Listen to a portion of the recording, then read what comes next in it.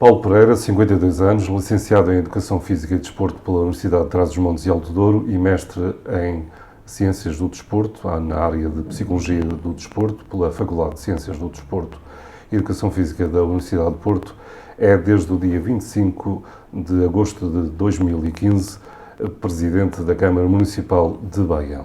Passava de vice para presidente, sucedendo a José Luís Carneiro. 2 anos depois, venceu as eleições autárquicas, mantendo o poder socialista em Baião. Paulo Pereira é o primeiro presidente de Câmara no Baixo Tâmega a ser entrevistado pelo Tâmega TV e a quem agradeço ter aceitado o nosso convite. Outros se seguirão, de resto, idêntico convite foi endereçado aos autarcas de Amarante, Celúrico de Basto e Marco de Canaveses. À entrada para o último ano do seu primeiro mandato completo como edil, Paulo Pereira já tem o orçamento camarário de 2021 aprovado e, como se pode ler nas notícias, por exemplo, do Tâmega TV, o orçamento foi aprovado com o rótulo de maior orçamento sempre da Câmara Municipal de Baião. Ora, estando o país mergulhado numa crise profunda provocada pela pandemia de Covid-19, Dr. Paulo Pereira, como é que pensa fazer este milagre das rosas? Está a contar com a famigerada bazuca? Também. É verdade que vivemos tempos difíceis, desafiantes. Felizmente, estamos agora também a viver um momento em que os fundos comunitários começaram a chegar em força já em 2019, 2020 também, e, portanto, independentemente daquilo que vier a ser a bazuca, que para já só se ouve falar, mas em concreto ainda não chegou esse dinheiro, nós, felizmente, delineamos aqui uma estratégia de preparação de um conjunto de projetos. Alguns deles não sabemos se algum dia vão ver a luz do dia, mas criamos uma task force preparada só para se focar efetivamente num conjunto de projetos que tínhamos para todo o território. Felizmente, quase todos, eu de cabeça lembro-me que só houve um projeto que nós metemos que até hoje não teve apoio comunitário. Portanto, todos os outros foram aprovados. E isso traduz-se num valor muito substancial. Estamos a falar, nesta altura, obras ou em execução ou lançadas no valor de 9 milhões de euros, que para territórios como o nosso são fundamentais, e principalmente porque se traduzem em investimento público, muitos deles em torno daquilo que é a construção civil, e obviamente por aí também temos a garantia de que se cria aqui uma dinâmica económica que é muito importante para todas as regiões, também aqui para Baião, e então num momento tão importante como esse. E é verdade também que temos já outros em gaveta à espera que aquilo que possa vir a ser a bazuca, e esperamos muito, sinceramente, também já temos informação nesse sentido, em que muitas dessas verbas venham também para áreas em que, efetivamente, nós agora são aquelas que são mais prementes, nomeadamente a expansão de rede de água e de saneamento.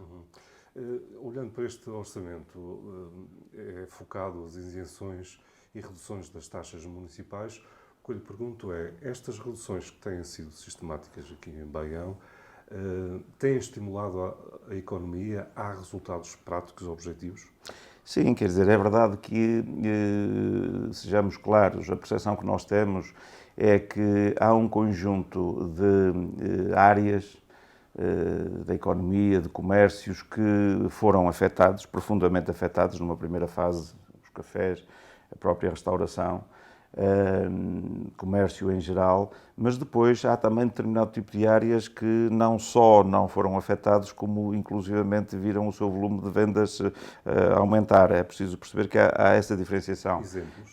Mercearias, por exemplo, as mercearias, lojas de construção civil, de venda de produtos de construção civil, porque as pessoas ficando mais por casa acabam por ter esse mesmo impacto. Por outro lado, há um conjunto de áreas que praticamente não teve, digamos, grande alteração. Quando falamos no calçado, nas empresas de calçado, a própria área têxtil do vestuário, que numa primeira fase teve alguns problemas, mas rapidamente se adaptou e, portanto, nós aqui, apesar de tudo, acho que podemos dizer que, de uma maneira geral, passamos de uma forma mais simples, não tão dolorosa como noutras áreas.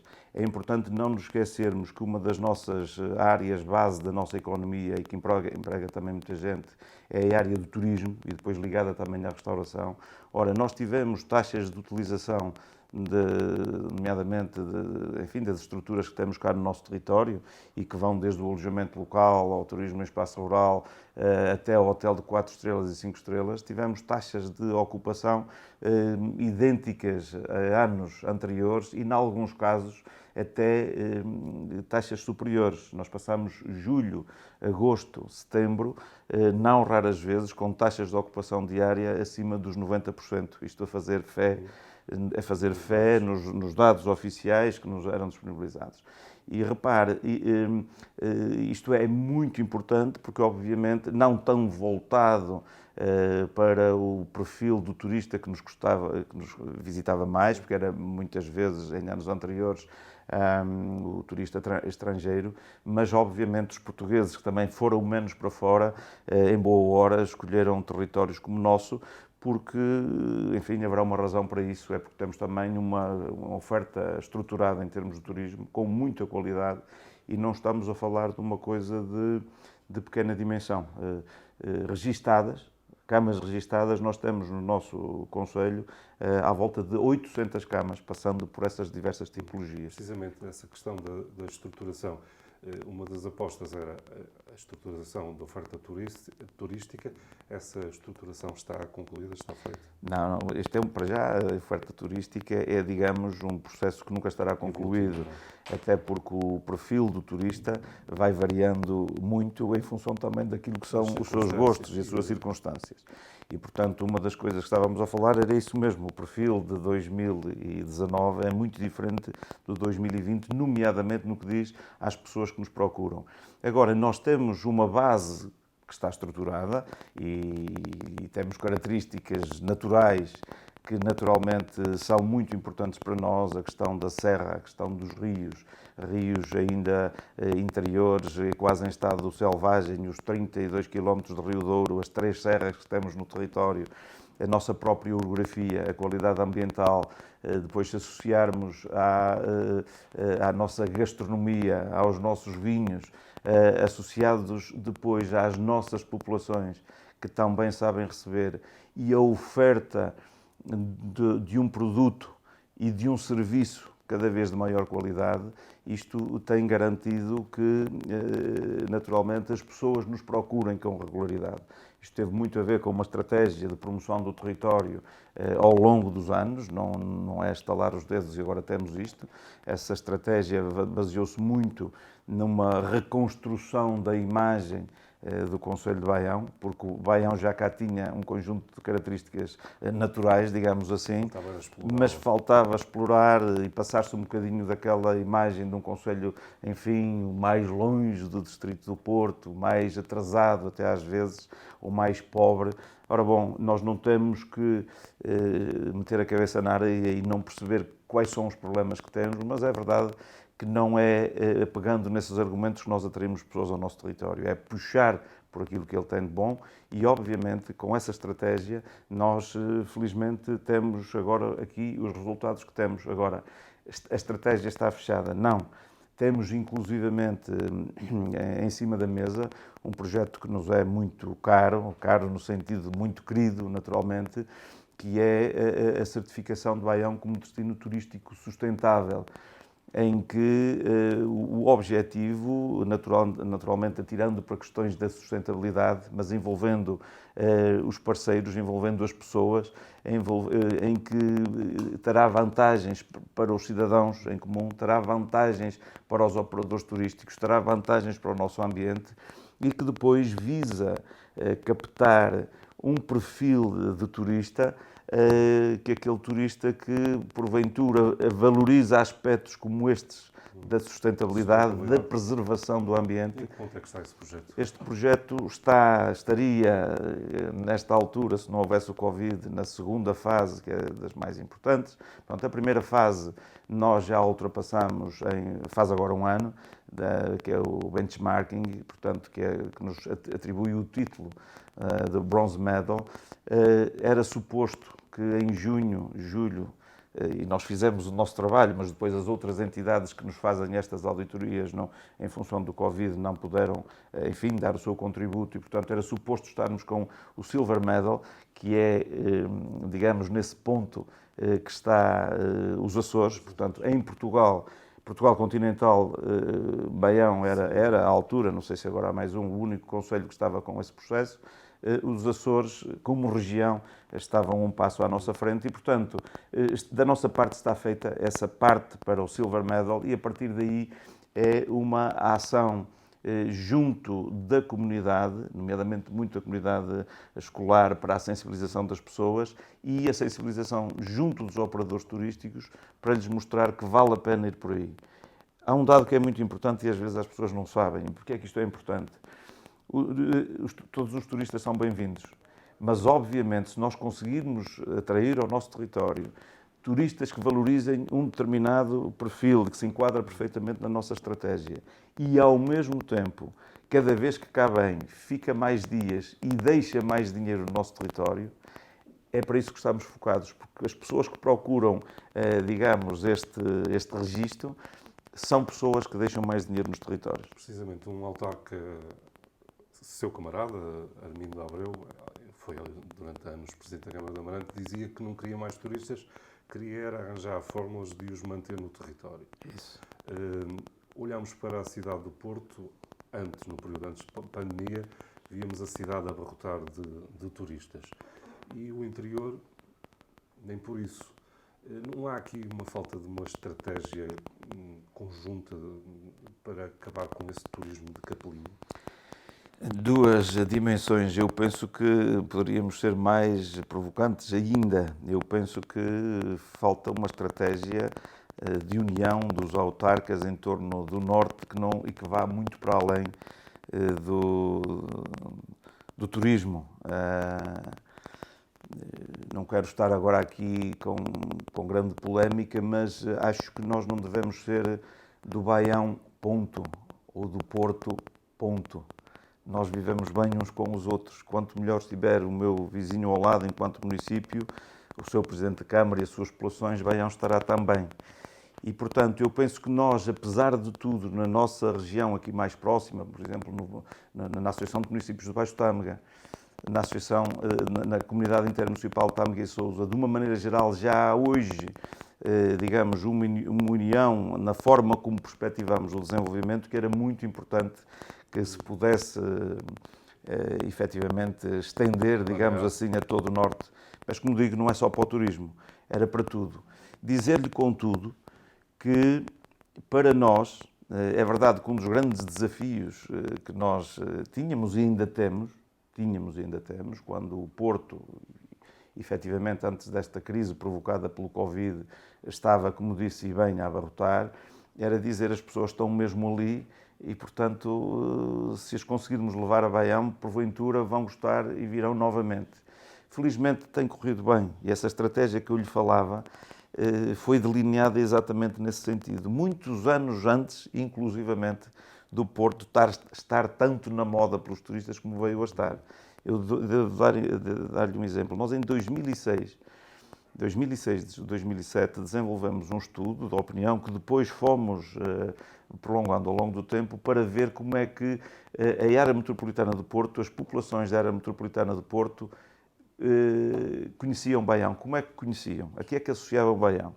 E fizemos a mesma coisa aqui nos concelhos à nossa volta, para perceber para onde é que deveríamos começar para lhes lançar o desafio, de forma direta ou indireta, para virem a Baião. Porque o que acontece, e eu muitas vezes brinco com isto, é que às vezes o que é difícil é levar as pessoas a beber a água da Fonte Nova. Não é? Quando cheguei a Baião, da tua água eu bebi, fiquei louco de paixão, não posso viver sem ti. Curiosamente, eu muitas vezes digo isto, olha, não se esqueça, antes de ir embora, vá beber água à Fonte Nova, e não lhe digo mais nada, as pessoas ficam a pensar o que é que será isso, mas depois lá encontram. E é um bocadinho isso. Nós percebíamos, em função do potencial que tínhamos, que o mais difícil às vezes era trazê-los cá.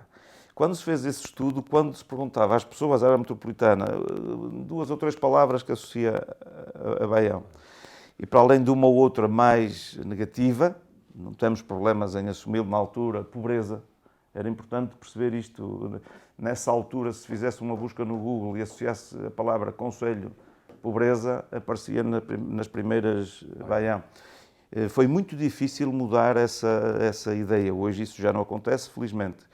Mas as pessoas, para além de associarem uma ou outra questão negativa, associavam paisagens bonitas, associavam boa gastronomia, bom vinho, pessoas acolhedoras, longe, longe, longe. Ou seja, as pessoas ficavam com a ideia que é muito longe. Nós brincámos um bocadinho, uma das nossas assinaturas era depois tão perto e tão longe.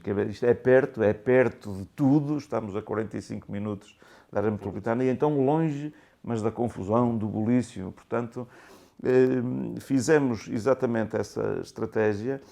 Conseguimos hoje Baião, efetivamente, mudou a esse nível também de paradigma.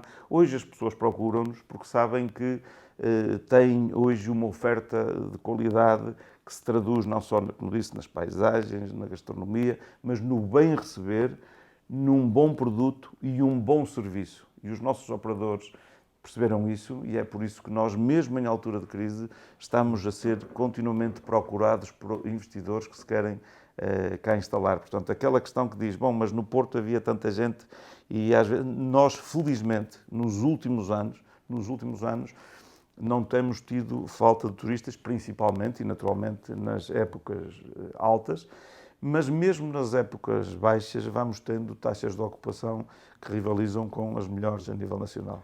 Presidente, voltando à questão do orçamento, que será um dos fios condutores desta nossa conversa, medidas de atração de investimento. A segunda fase da Zona Industrial de Baião, em Gil, vai avançar? Sim. Portanto, é um dado muito importante, porque nós, enfim, também há uns anos atrás, e quando chegamos à Câmara, tínhamos uma zona industrial que estava subaproveitada, estaria 1/3 ocupada, e temos outra em Iris, Gove, que também subocupada.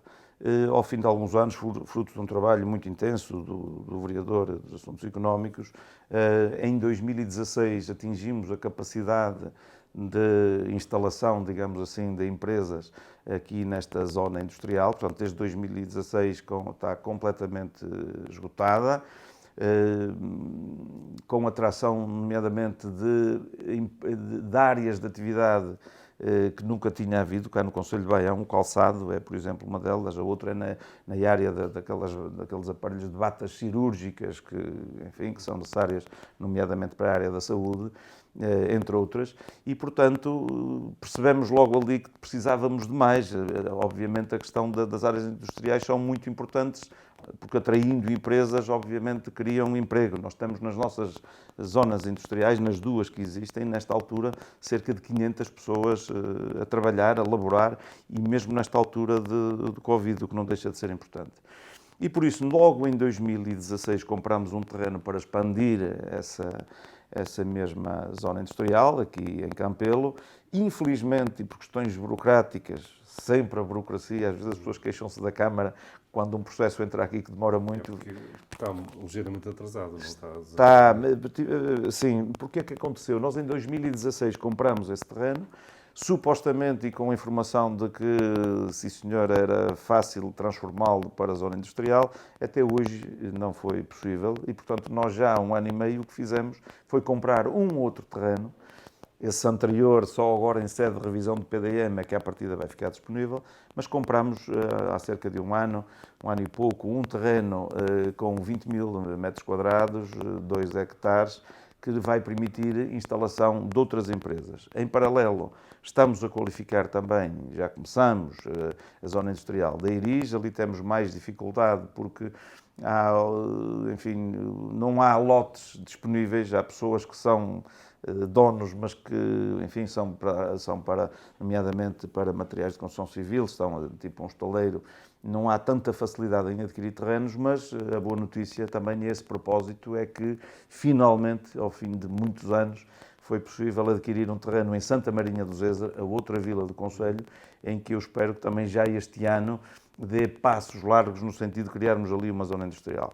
Como diz, atrasou efetivamente um bocadinho, até porque temos já, nomeadamente, quer para aqui, para Campelo, quer para Santa Marinha, ainda ontem mesmo recebi aqui um casal jovem empresário que querem já também, olha, então se é para Santa Marinha nós gostávamos de ter lá um lote, é verdade que isso tem que obedecer, é um processo de concurso público, mas efetivamente será uma realidade, temos uma candidatura para este aqui de Campelo que ronda os 800 mil euros, com financiamento a cerca de 50%, os outros 50% é da nossa parte, mas que eu penso e tenho quase a certeza absoluta que arrancará em obra brevemente também.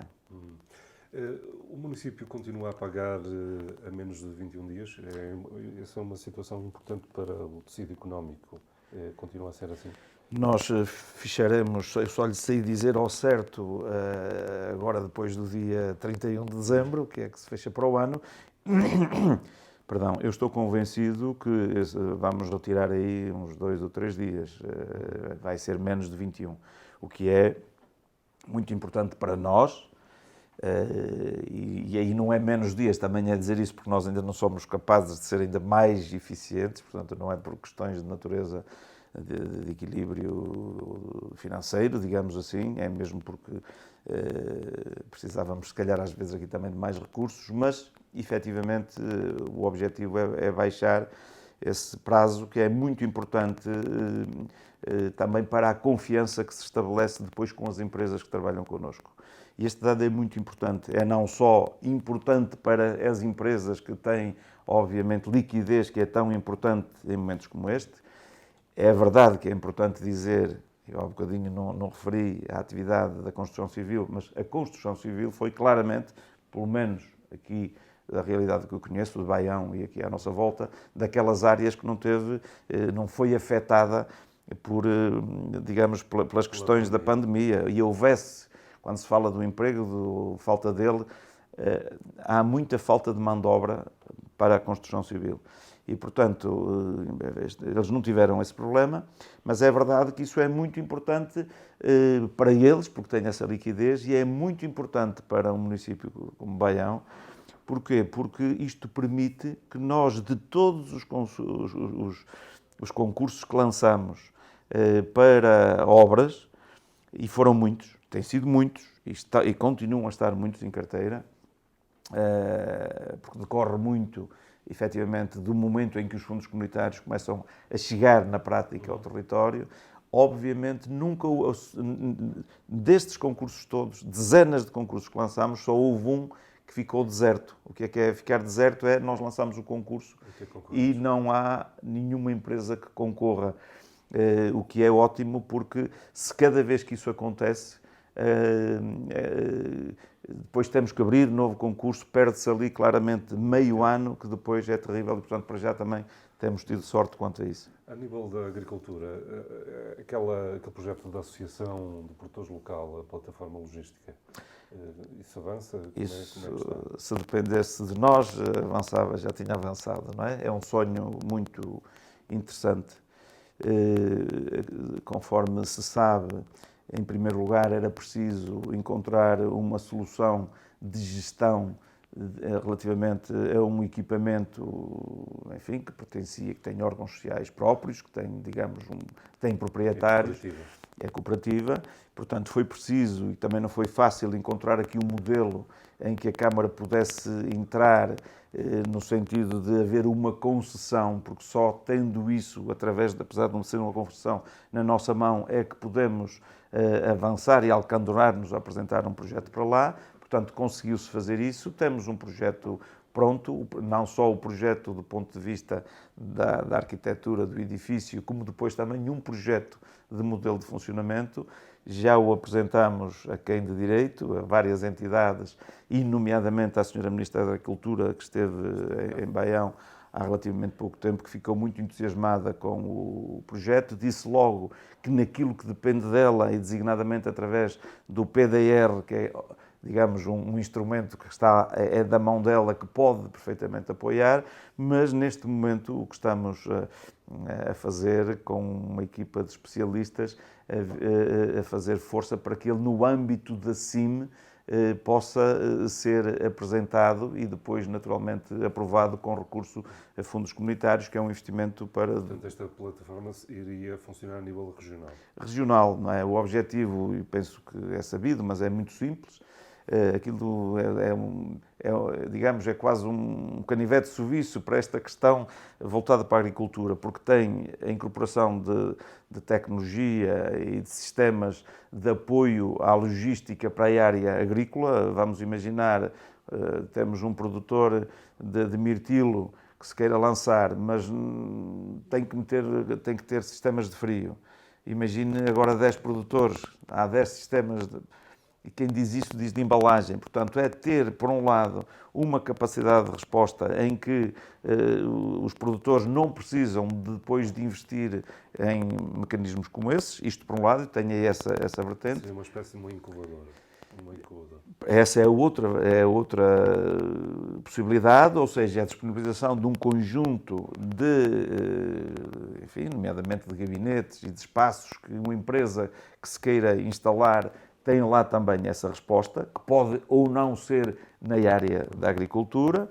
Depois também tem uma equipa disponível para prestar todo o tipo de apoio, eventualmente para a apresentação de candidaturas, e tem uma outra coisa que é muito interessante e que é uma ideia muito interessante, do vereador José Lima, já há muito tempo, e que é o seguinte: nós temos no território hoje já há produtores em escala voltados para o mercado, também foi aqui uma evolução muito grande nos últimos anos. Aliás, o turismo e a agricultura foram claramente os dois setores que sustentaram de alguma forma a perda que aconteceu pelo desemprego em torno da construção civil que se verificou ali em 2008 e 2009, porque na altura cerca de 40%, 50% da nossa mão de obra vinha claramente ou estava voltada para a construção civil.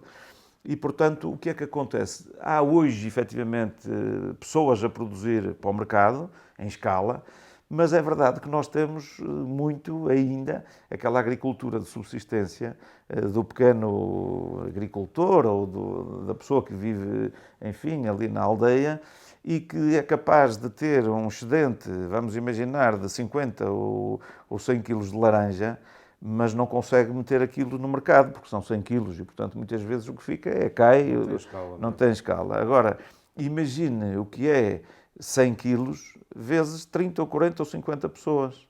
E, portanto, já conseguem meter os 100 quilos numa organização desta, que depois junta com as outras, consegue escala, tratamos o produto, embala-se, põe-se no mercado. E agora multiplique isso aqui, não só por Baião, como pelos municípios à volta. Portanto, o projeto é interessantíssimo, estamos mesmo só à espera de encontrar financiamento, como lhe disse, 2,5, 3 milhões de euros é que precisamos para reabilitar aquilo. Questão da mobilidade. A ligação de Baião à Ponte da Ermida não foi incluída no Plano Nacional de Investimentos entregue em Bruxelas. Penso que o terá desagradável.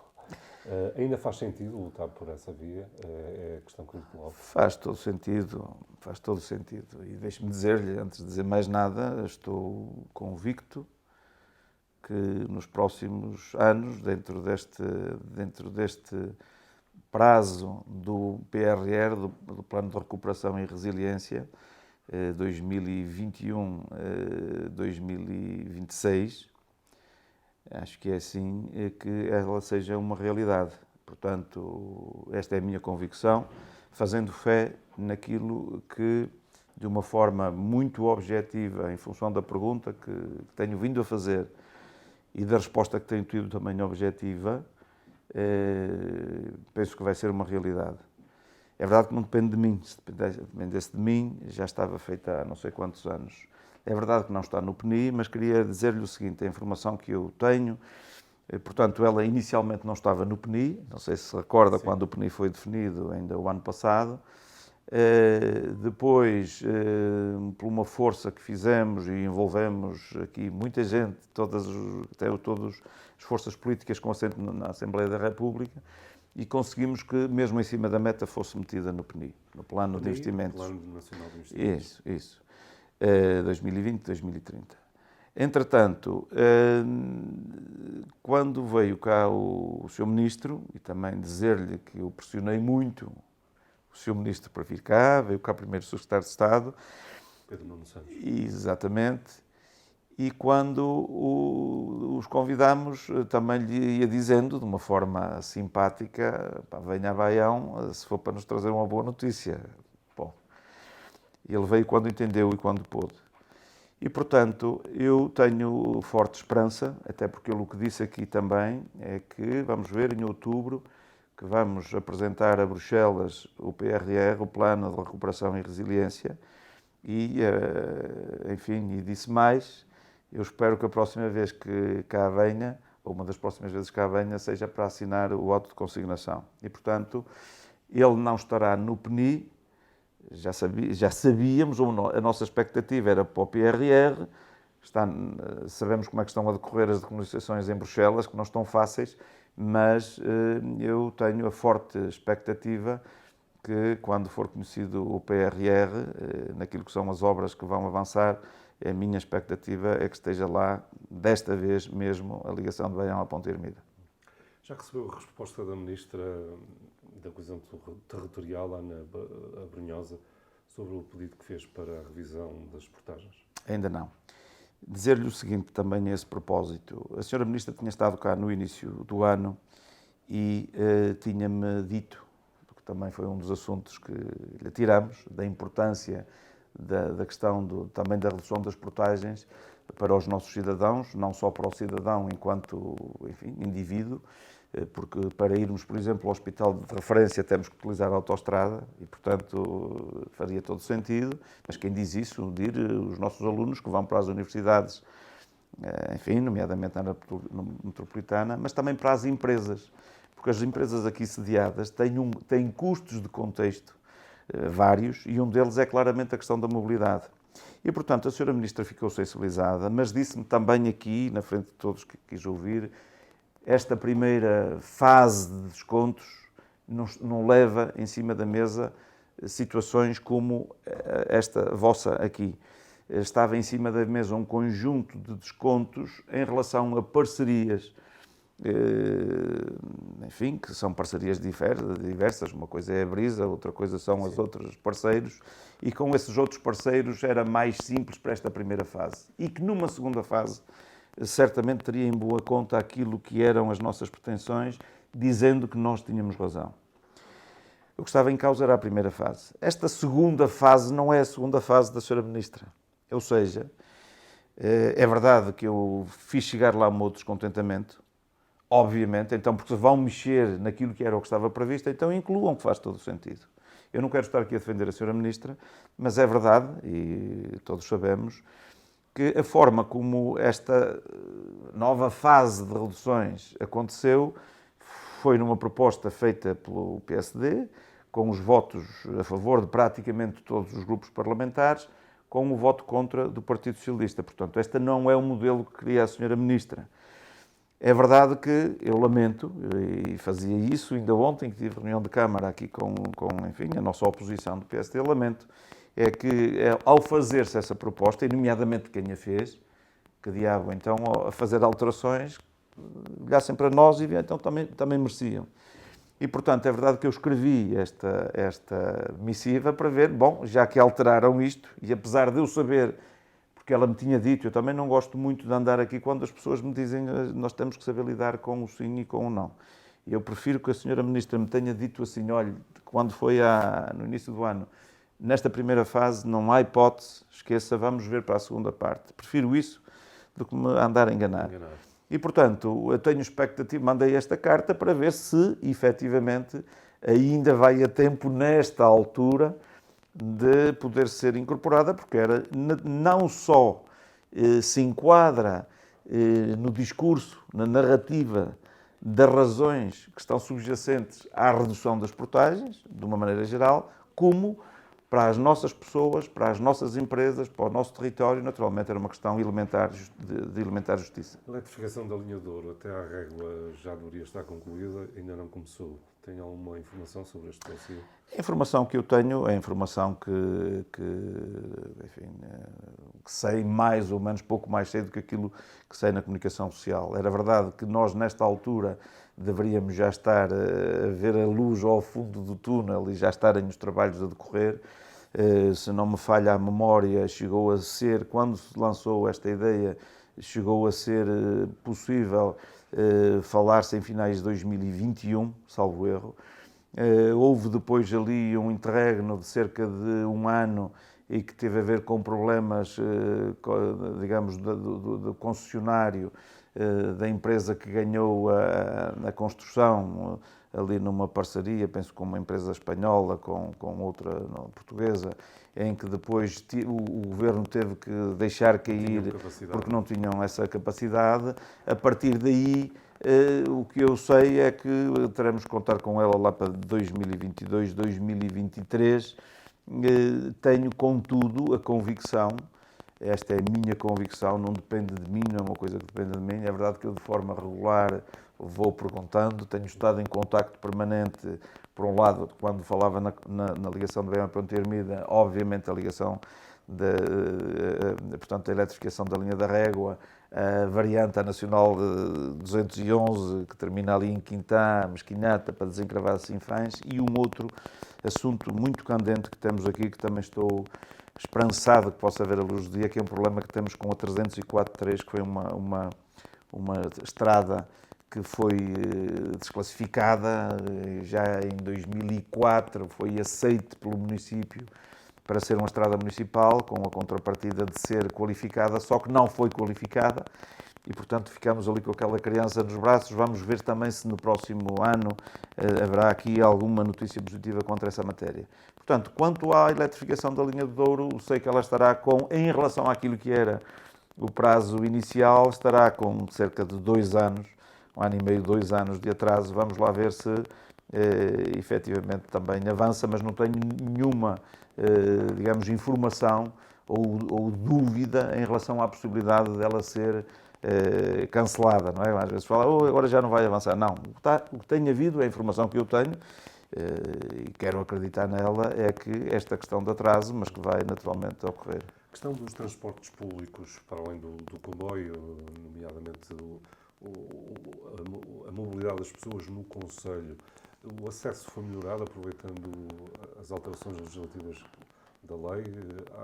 As pessoas estão melhor servidas? Já a rede foi reorganizada? Como é que está?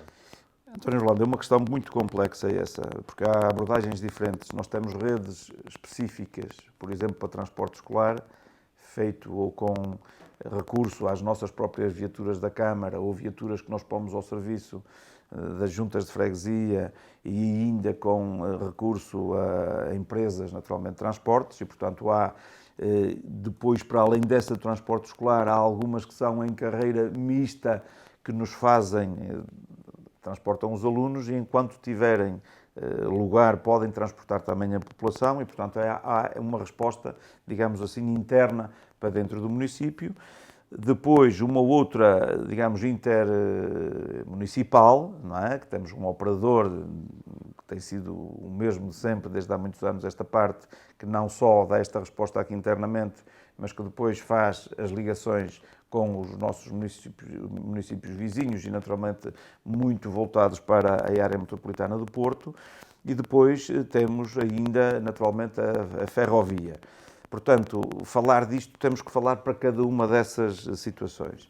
Ao nível da ferrovia, a coisa melhorou substancialmente nos últimos tempos, até porque com a eletrificação até ao Marco há já um conjunto de população que, em vez de se deslocar, o nosso território é muito extenso, conforme sabe, em vez de se deslocar para a estação, digamos, mais próxima aqui no concelho, e nomeadamente aqui na Vila Sede, há muitas pessoas que vão diretamente ao Marco, porque depois tem logo a tipologia de comboios que até é mais simples, com horários mais apetecíveis, portanto é por isso que estamos também à espera da eletrificação da linha de Douro. com um pormenor, é o facto de termos, enfim, por via da nossa participação na CIM, aderido ao PART, aquele programa da Ação para a Redução Tarifária, o que é ótimo. Hoje, alguém que vai do Concelho de Baião para o Porto paga 40 euros, quer dizer que houve descontos, passaram de 100 e muitos euros para 40 euros, isso traduz também dinheiro que fica no bolso das pessoas. O objetivo, hoje mesmo, quando terminar esta entrevista, teremos uma reunião da CIM em que o que está em cima da mesa também é as pessoas que vão daqui poderem depois, com mais 10 euros, ou seja, 40, mais 10, integrar o próprio andante. Quer dizer que vão num único passe poder circular depois também no Porto. E, portanto, isto são melhorias substanciais. Fazer essa mesma, também está em cima da mesa, a mesma possibilidade, não só para aquilo que é a ferrovia, fazer também da rodovia. Não tem sido fácil, mas tem havido uma abertura e de harmonização, de racionalização de recursos, que eu acho que tem corrido muito bem. Isto representa para portanto, de investimento, designadamente através do Fundo Ambiental, que é muito importante falar-se nisto, qualquer coisa entre 2 a 3 milhões de euros por ano que o Governo investe neste programa de ação da redução tarifária. É verdade que inicialmente foi para lançar isto, é verdade que os municípios gradualmente vão ter que passar a assumir 20% daquilo porque começaram com, salvo erro, 5%, passa para 10%, agora 20%, mas claramente a aposta na mobilidade é muito interessante. Portanto, juntando isto tudo, se me disser que nós temos uma rede de transportes e a mobilidade que gostaríamos, não, porque nós temos um território de 175 km², as pessoas às vezes não têm bem esta noção. Quando vou a Lisboa, às vezes as pessoas não conhecem o território, eu tiro muito com isto. O Concelho de Baião tem quase o dobro do tamanho do Concelho de Lisboa. Tem mais de 4 vezes... Já para não falar das vias de comunicação. Ora, tem mais de 4 vezes o tamanho da cidade do Porto. Tem 560 lugares, numa orografia muito complexa que vai dos 1416 metros de altitude no Pico do Marão aos 60 metros na Albufeira da Pala. Portanto, com uma orografia muito complexa e desafiante.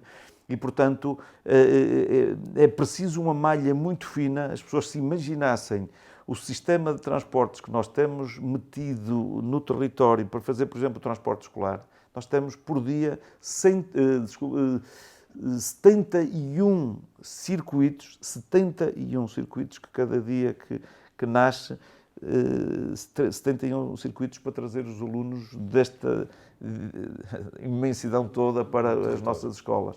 E, portanto, poderia ser melhor, claro, não há dúvida, mas sabemos que é a resposta possível em relação a uma realidade muito específica que tem a ver com aquilo que eu lhe disse. A questão do ambiente, saneamento, água na rede pública, a extensão das redes.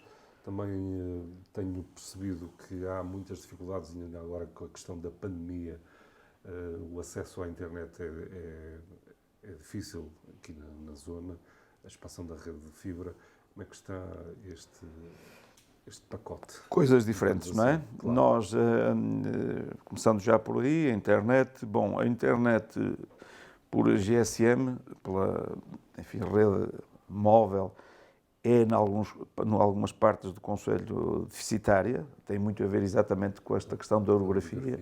Há situações em que tem a antena ali mesmo ao lado e está a 100 metros e não consegue apanhar. Portanto, tem a ver com estas questões, chamam-lhe os especialistas a zona cinzenta. Temos vindo a fazer uma pressão muito grande ao longo dos anos junto da Anacom e é verdade que eles têm instado os operadores a melhorarem e têm metido mais antenas, mas vão-nos dizendo que não é por aí. Portanto, o caminho é fibra óptica.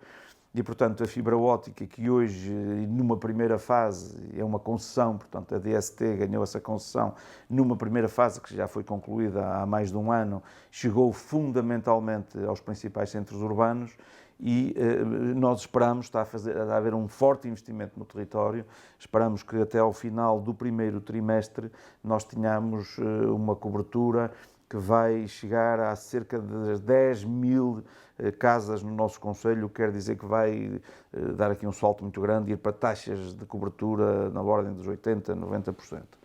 E, portanto, essa também é uma boa notícia.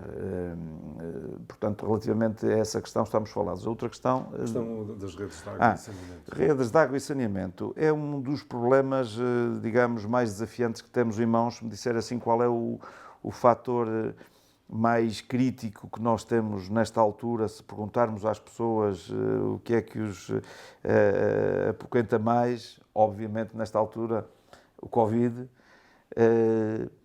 se calhar são capazes de dizer emprego, se bem que o emprego, ao contrário do que se pensa, é mais, às vezes, pensarmos o que é que estará a acontecer com os outros e no futuro do que agora. Fico com esta ideia, nós temos uma taxa de desemprego que é quase metade do que tínhamos, mesmo agora, com o Covid, dados de outubro, nós em 2013, veja, estávamos com 25,9%. Nós, nesta altura, temos 13,9%. Diz-se, bom, mas é acima da média nacional, mesmo assim.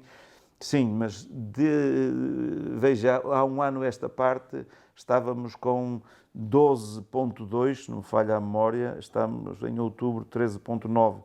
Tem muito a ver com aquilo que eu dizia. Sim. Aqui há um conjunto de... E, portanto, para além disso, a questão da água e saneamento. E é importante aqui, esta é uma questão muito importante e que nos dava só para uma entrevista. Mas eu vou tentar ser rápido para percebermos isto. E indo direto à sua resposta, ao contrário do que foi neste último mandato, que está a terminar, o próximo mandato, eventualmente a partir do próximo ano, vai haver um forte investimento na água e em expansão da rede de água e de saneamento.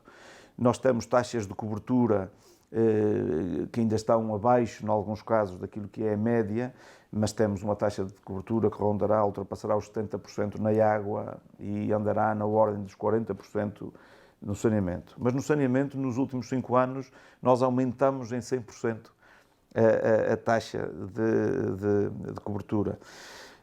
Porque é que nestes últimos anos não foi possível ir mais além? Porque nós estamos numa parceria e essa parceria esteve digamos, a implementar no terreno um plano de execução que foi gizado em 2013, precisamente para o quadro comunitário 2014-2020. E, portanto, chegados a 2018, final de 2018, curiosamente, e ainda bem, às vezes é o contrário, tudo aquilo que estava previsto do plano de execução da parceria foi executado. Quer dizer que aquilo que nós estamos a fazer em 2019 e já alguma coisa 2020 vai para além do que aquilo que foi efetivamente previsto e que é feito no âmbito, obviamente, de fundos comunitários que são atribuídos em função de critérios muito rigorosos. O que é que acontece? Nós vamos para um novo quadro comunitário.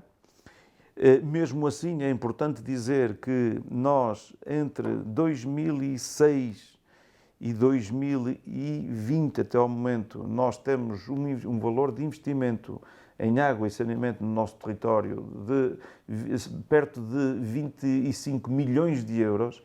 Dá qualquer coisa como um investimento, como em média, se fizéssemos uma média de 1,6 milhões por ano, ou seja, fez-se um forte investimento. Temos aqui um problema, quer dizer, 2 problemas. Um deles é, naturalmente, aqueles que ainda falta chegar, é isso que nós temos que estar focados. Mas é verdade que se nós aqui na vila de Baião metermos 1 quilómetro, vamos imaginar que se metêssemos aqui 1 quilómetro, servimos 100 pessoas ou 200, o mesmo quilómetro, se for metido numa freguesia com maior dispersão populacional, o mesmo quilómetro serve 3 ou 4. E, portanto, agora para chegarmos aonde falta, o custo do investimento é muito maior. Temos um outro problema, e eu aproveito aqui a vossa antena, digamos assim, para sensibilizar as pessoas. É porque as pessoas fazem uma pressão muito grande para terem, e bem, à sua porta, redes de água e de saneamento. Estamos a falar de serviços básicos. Isso. Só que depois, em Baião, só 53% das pessoas que têm essa rede à sua porta é que se ligam. E isto é mau, porque obviamente, porventura, tem a sua própria solução de água e de saneamento, e não é dramático, foi assim que as coisas evoluíram ao longo do tempo, mas até por questões de saúde, porque às vezes se tem a fossa ao lado da captação de água. E, portanto, deviam ligar-se até por questões de saúde, mas não só. É porque às vezes, porque depois as pessoas queixam, mas a tarifa, e queixam-se da tarifa. Bom, é verdade que isto é discutível, é verdade que hoje pagam mais do que pagavam há 4 ou 5 anos ou há 10 anos atrás. Mas nós, para termos os apoios dos fundos comunitários, temos que obedecer a regras. E as regras dizem, entre outras coisas, é que, sim senhor, vocês têm aqui o apoio, mas têm que encontrar um sistema que seja sustentável, ou seja, que cubra uma despesa pela receita. E, portanto, nós fizemos essa convergência, cumprindo o que diz a lei, e no final de 2019 tínhamos o nosso sistema, onde estamos integrados, nas Águas do Norte, e dentro das Águas do Norte temos uma parceria própria, que é um sistema vertical, através das Águas do Noroeste, e esse sistema, para nós, hoje está equilibrado.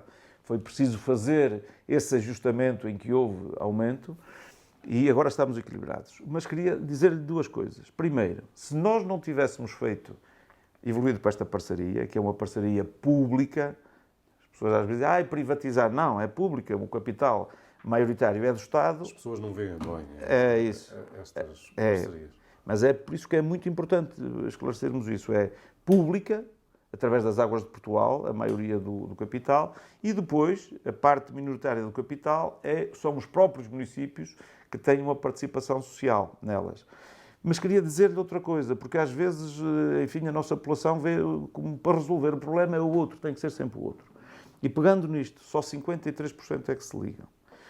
Fazem essa pressão toda e depois só se ligam. Não há aqui um problema de preços das ligações? Não, até porque aqui, fruto desta parceria, a ligação é gratuita. Os primeiros 20 metros é gratuito. Portanto, por ser até uma parceria pública. Veja este, é um exercício muito simples. Depois de terem a rede à porta, se as pessoas se ligassem, todas, imagine que a média da parceria era também 50%, só 50% é que se ligam. Quer dizer que se ligassem todos, somos capazes de esperar que a tarifa baixasse para sensivelmente metade. Porque o investimento já lá está, é redistribuir o valor do custo, o custo está lá, por todos. E, portanto, as pessoas querem água mais barata. Uma das formas é claramente as pessoas ligarem-se. E por outro lado, que é muito importante também, é que se ligarem, dão-nos argumentos a nós para reivindicarmos mais junto da parceria, mais investimento também no nosso território.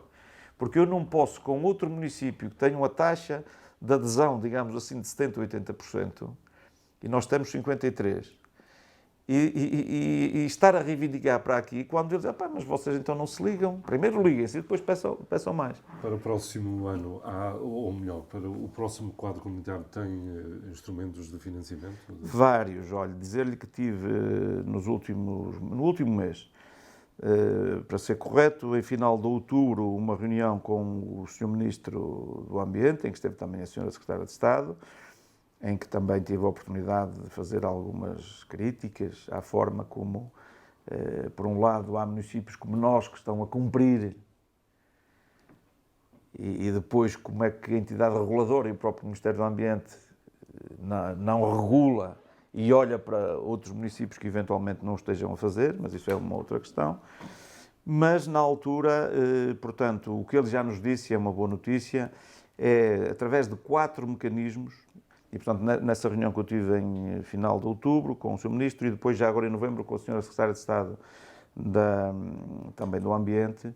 E, portanto, haverá já um novo quadro comunitário, que ainda não está definido, mas claramente vai ter essa vertente, até porque está muito em cima da mesa as questões da despoluição e, portanto, designadamente o saneamento é uma das questões candentes.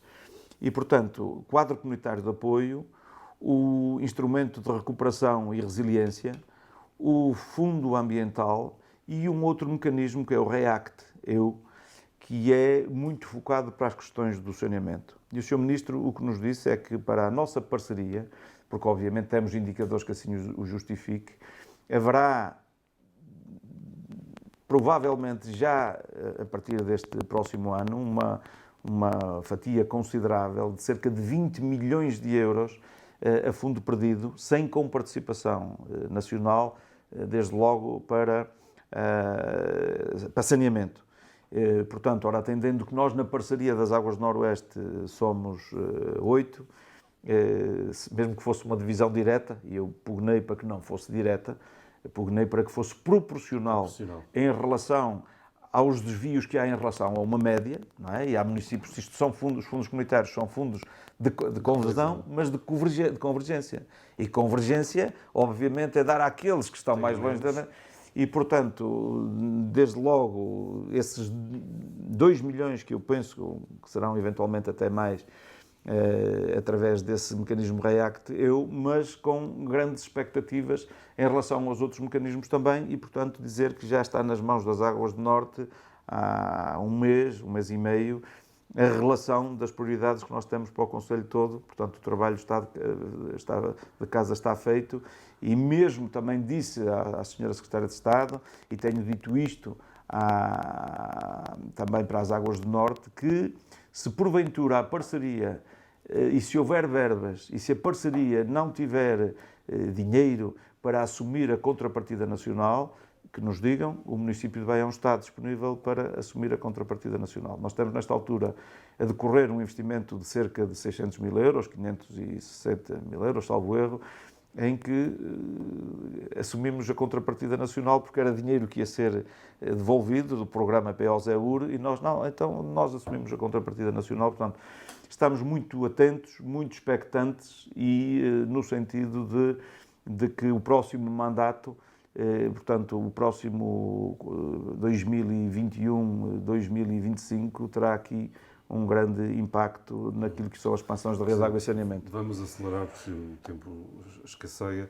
A questão do património e cultura, a recuperação do Mosteiro de Ancede é para concluir no próximo ano. A questão da nova biblioteca também é para concluir. Muito bem. Ora bom, um e outro são para concluir dentro dos prazos de execução que estão estabelecidos. A biblioteca, seguramente, porque é uma coisa circunscrita. O Mosteiro de Santo André de Ancede é muito difícil eu dizer-lhe se vai estar todo concluído, porque são muitas candidaturas que confluem para uma só.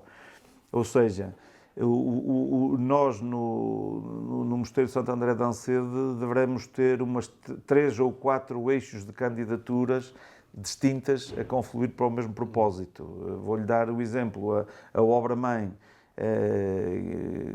do restauro do complexo e do mosteiro é uma candidatura de 1,8 milhões, mas depois temos a igreja, que são 600 mil, depois temos portanto, a Capela dos Bom Despachos, que ainda vamos ter que fazer uma intervenção, temos a parte do Adro, mais 300 mil euros, temos uma outra candidatura que ainda não sabemos se vai ser aprovada ou não, que é do parque de estacionamento, temos uma parte de arqueologia que está a decorrer em simultâneo, temos uma parte de museografia que só pode encaixar depois de estarem concluídas a questão do mosteiro, ou seja, ela claramente na sua totalidade não vai estar, parece-me que é impossível, ela estar na sua totalidade durante o próximo ano, dado não só o volume da obra, como depois de umas coisas engatarem em relação às outras. Contudo, nós nesta altura temos garantidos para lá, tudo junto, qualquer coisa como 3,2, 3,3 milhões de euros, que naturalmente, se dependesse de nós, a obra acabava amanhã. Portanto, não é por falta da nossa disponibilidade financeira, capacidade técnica, tem a ver com... É uma joia que nós ali temos, não diria que é a joia da coroa, é uma das nossas joias da coroa, 900 anos que faz este ano e, portanto, finalmente... Nunca ninguém o confrontou de eventualmente estar ali a construir um elefante branco? Sim, há muitas pessoas que podem usar essa expressão da mesma maneira que em determinadas circunstâncias, quando se faz um centro de relação comunitária ou quando se faz uma obra qualquer, há sempre alguém que pode dizer, bom, será que o dinheiro investido ali poderia ser feito noutra coisa? Bom, ali conforme eu disse, faz 900 anos. Estão ali as nossas raízes, a nossa identidade, as nossas memórias. Aquilo mostra muito aquilo que nós somos. com uma história riquíssima. E, portanto, aquilo, mais do que ser visto por aí, deve ser visto como, exatamente ao contrário, como um elemento, um ícone que vai contribuir para dinamizar não só a cultura e voltada para dentro, como um ícone de atração de pessoas ao nosso território, dentro da linha que temos vindo a estabelecer. E por isso, não é por acaso que quisemos também que, portanto, quem fosse o autor do projeto contribuísse pelo seu nome para esse selo de qualidade. Nós convidámos na altura, ou fizemos convites a dois arquitetos, o arquiteto Cisa Vieira e o arquiteto Souto Moura. Depois, por questões que naturalmente concursal foi assim, que vai valorizar muito também toda a obra. E, portanto, se aquilo hoje já é um elemento que, tendo as condições que tem, que já é visitável, mas tem a apetência que tem, faz parte já do roteiro de visitação, naturalmente, estando com melhores condições, com as valências que vai ter para além daquelas coisas que tem, claramente, se pensássemos que fosse um elefante branco, não evoluíamos para aí. Portanto, não tenho muito receio, vai depender depois da nossa capacidade, claramente, de dinamizar aquilo, mas não será também por falta de ideias, que isso não será bem dinamizado e que se constitua como mais um fator de atração ao nosso território. Nova biblioteca e a Casa da Memória. Coisas distintas. A nova biblioteca é uma realidade, será uma realidade em breve, portanto, um aproveitamento muito bem feito de uma das escolas também mais icónicas do Concelho de Baião, neste caso aqui na Vila, da Escola da Avenida. Um projeto muito bem conseguido, com muitas valências que vão para além da mera consulta de livros, não é? Tem ali um conjunto de valências, desde animações culturais, de peças de teatro, voltada para públicos muito distintos.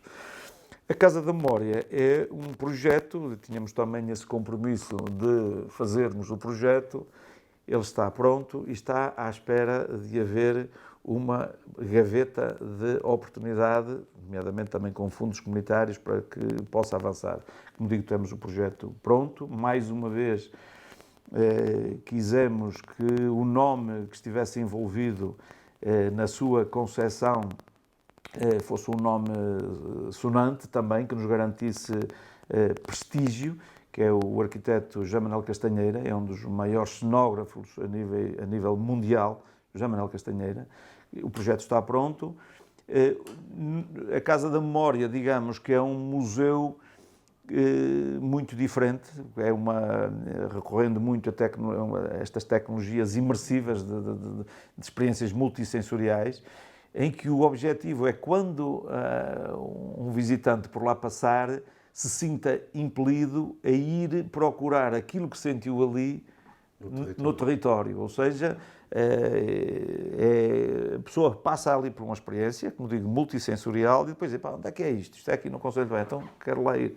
E, portanto, não lhe sei dizer, naturalmente, já cumprimos o compromisso, que era dizer, fazermos o projeto, e, portanto, o projeto está pronto, temos uma maquete, alguns por aí, muito bonita também, que é o aproveitamento de um outro edifício que aqui temos, chamamos nós os antigos serviços técnicos, e, portanto, se houver a abertura de uma candidatura amanhã, nós apresentá-la-emos e também temos disponibilidade, nomeadamente financeira, para assegurar aquilo que seja uma contrapartida nacional.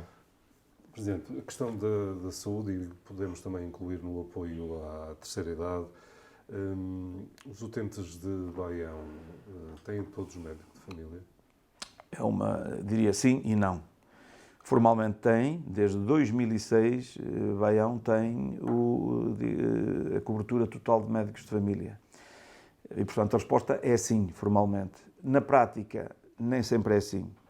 Mesmo antes do Covid, e vamos fazer uma abordagem antes do Covid, portanto, desde 2006 temos esses médicos, fruto também, certamente, de políticas que fizemos de atração de médicos, em que, durante muito tempo, assegurávamos, inclusivamente, o alojamento, enfim, chegou a um ponto que isso já nem é necessário, só temos um desses primeiros que ainda cá está e, portanto, ainda vamos assumindo.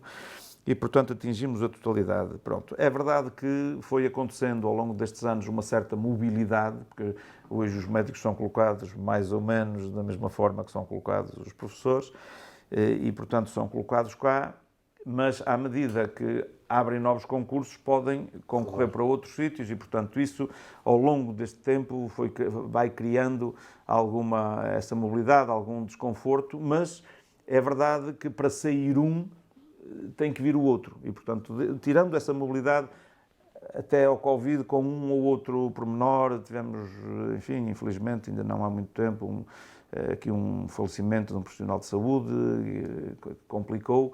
Nós, nesta altura, deveríamos ter 11 médicos e temos 8 nas várias extensões, centros de saúde e extensões de saúde. Uma das extensões, também com o Covid, fica numa freguesia onde a pendência também é menor, até está encerrada, e, portanto, não temos todos, por aquilo que lhe estou a dizer, nesta altura temos só 8, mas aí já entra em linha de conta com o que estamos a viver com o Covid, porque houve uma mobilização, não só de médicos como de enfermeiros, para dar respostas a situações muito pontuais. Recordo quando construímos aquela área dedicada ao doente Covid, do Marco de Canaveses, por exemplo, numa parceria de Baião, do município de Baião com a Câmara do Marco, e obviamente há uma redistribuição dos profissionais de saúde, enfim, por essas situações todas que, naturalmente, desde o Covid é muito difícil dizer onde é que estão, onde não estão. Mas, obviamente, estão voltados para aquilo que o Sistema Nacional de Saúde e a Autoridade de Saúde Local consideram prioritários. Nesse contexto, a unidade móvel está parada. Está parada precisamente porque da parte do Ministério da Saúde, naturalmente, da ARS, porque há uma componente que é médica, ou seja, vai da enfermagem, e como os enfermeiros foram, enfim, alocados a outras, está temporariamente parada, sim. Enquanto autarca, como é que tem assistido ao caos no Centro Hospitalar de Tâmega e Sousa? Não é chegada a hora dos autarcas pugnarem por um novo modelo de gestão dos dois hospitais? Olha, é uma área que eu, para falar à vontade, teria que conhecer muito mais em pormenor do que aquilo que conheço. E devo dizer-lhe que conheço mais ou menos bem. Não é uma pergunta, a pergunta é simples, a resposta é muito complexa. O hospital e o Padre Américo, falando assim que toda a gente conhece, tem um problema estrutural há anos que tem a ver fundamentalmente com a questão da subdimensionação, digamos assim. É um hospital pequeno, nomeadamente, onde se sente, principalmente ao nível das urgências. Porque depois, a percepção que também tenho, a percepção / constatação, é que depois de passar a questão das urgências e de estar lá dentro, digamos, a capacidade de resposta é muito melhor. E, portanto, não há dúvida que designadamente nessa situação em concreto, as urgências, mesmo muito antes do Covid, claramente já devia ter uma resposta. E vai-se dizendo que se vai encontrar, e, portanto, aí estamos perfeitamente de acordo. Nesta altura do Covid, obviamente, se isso é um problema, ele é um problema, não é, que de dimensão, enfim, exponencialmente maior, porque se a pressão era grande, era muito maior também.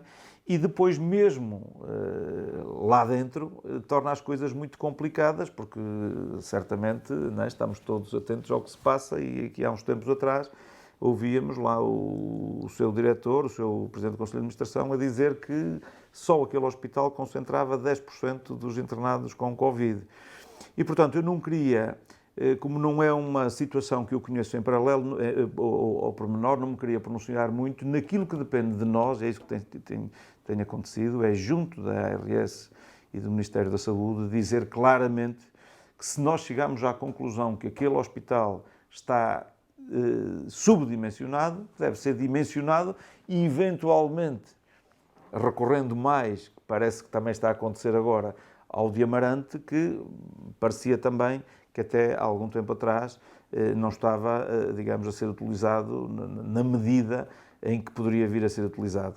Mas mais do que isto, para além daquilo que é a nossa pressão, a nossa disponibilização para contribuir para que a resposta seja a melhor, recordo que logo ali no final de março, os próprios autárquicas da CIM se disponibilizaram, quando havia falta de ventiladores, de comprarmos 11 ventiladores para lá.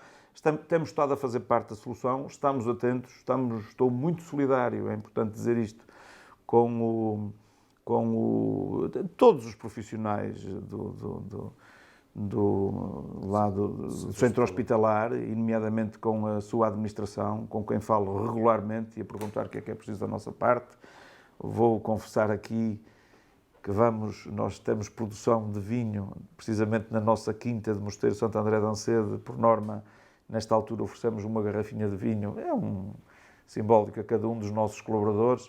Vamos oferecer uma garrafinha de vinho a cada um dos colaboradores do Centro Hospitalar Tâmega e Sousa, como não é por nada, é uma coisa simbólica, mas por reconhecimento do excelente trabalho que estão a fazer em situação de grande dificuldade, e nesta altura devemos efetivamente também daqui dar o nosso sinal de dizer estamos com eles. Estamos a gravar esta entrevista no dia 10 de dezembro de 2020, daqui a um ano. Conta estar a iniciar funções para um segundo mandato? Conto, diretamente, ou seja, a pergunta... Se é candidato.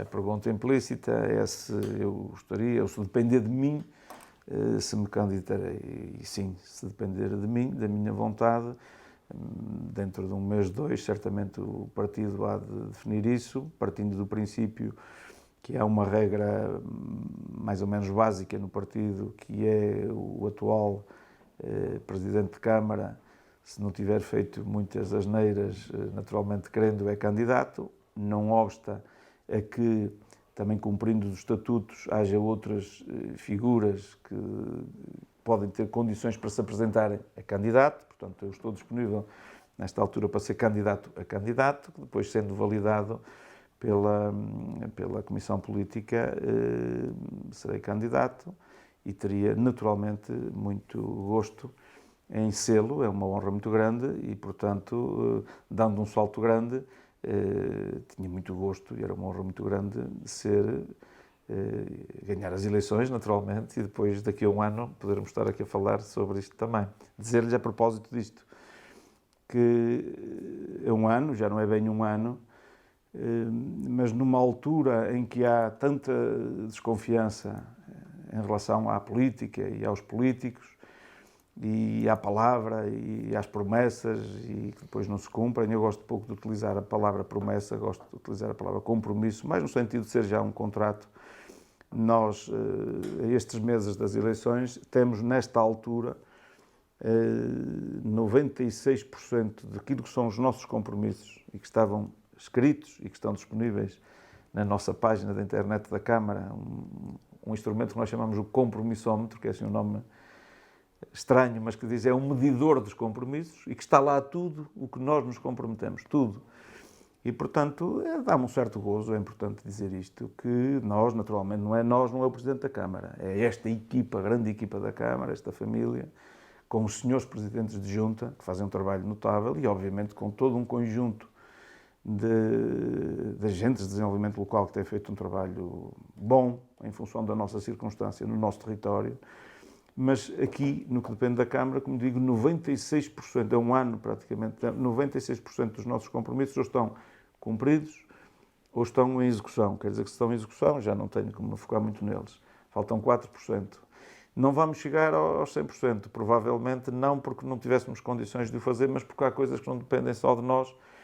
Mas para compensar esses, há muitas outras coisas que também não estavam comprometidas e que já estão feitas e, portanto, é o grande retorno que nós temos de quem está na vida política, que é todos os dias leva daqui, leva dacolá, é olhar nos olhos às pessoas, dizer sim quando é sim, dizer não quando não se pode dizer sim. É muito importante, isso tem sido esta a nossa postura e, portanto, vamos chegar ao fim deste mandato, seguramente com o sentimento do dever cumprido e, portanto, como ainda há tanta coisa ainda para fazer, que não vai ser possível fazer agora. Se depender de mim, cá estarei para mais um mandato. Presidente, agradeço a sua disponibilidade de ter conversado connosco. Muito obrigado, eu é que agradeço. Muito obrigado.